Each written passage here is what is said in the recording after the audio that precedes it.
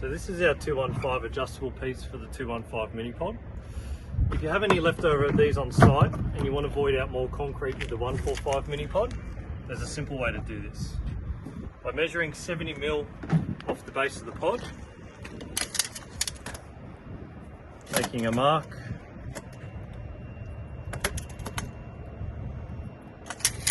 to give you a cut line.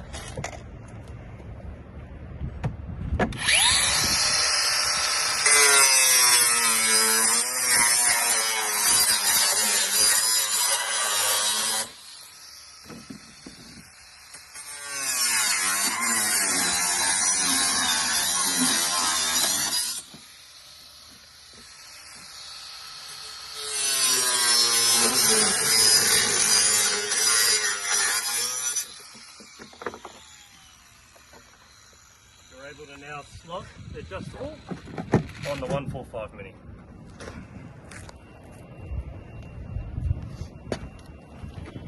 We recommend using this blade here with this type of trim around the outside of the blade. This makes it easier for cutting the plastic instead of your normal steel cutting blade.